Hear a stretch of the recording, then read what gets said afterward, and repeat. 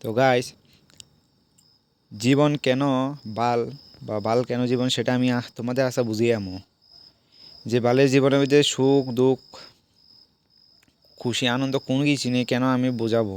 শালা যে একটু সুখের জন্য বাড়িঘর ছেড়ে চলে এসেছি সেটাও নেই। চলো আজকে তোমাদের একটু বোঝানো যাক, তোমরা দেখো শুনো, ঠিক আছে?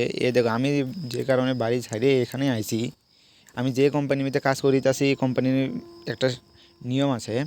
নিয়মটা ওইটাই, এখানে এই কোম্পানির মধ্যে এ 11টা ফ্লোর ছবি সারিতে হয়।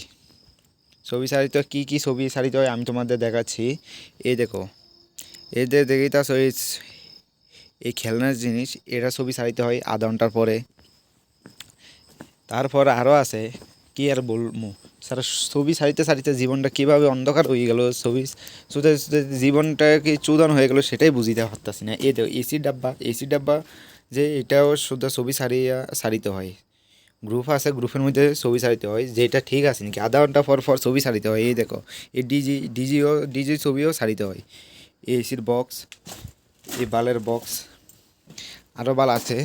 তারপর দেখাচ্ছি, এটা হলো গিয়া এই বাল চাল ছাড়ো।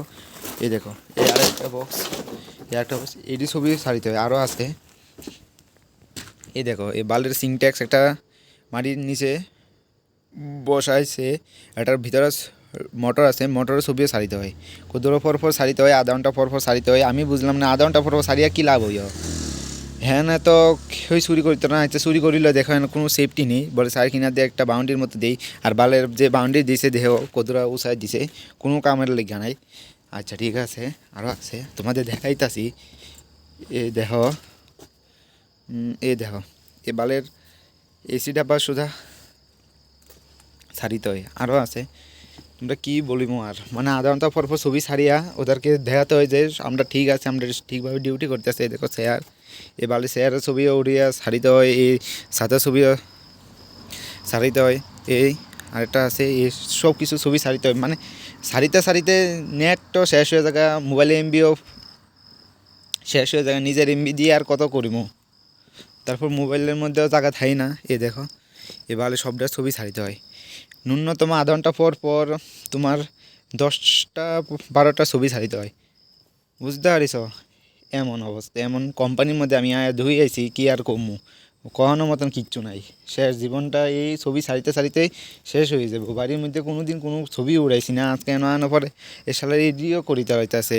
বালের 5 তুই আর সেভ নেই, চুরি করে লয়ে গেলে যে বেতন পাবো বেতন থেকে কাটিয়া লাইব। বুঝতে পারছো? কারণ চুরি করিতে পারিবই।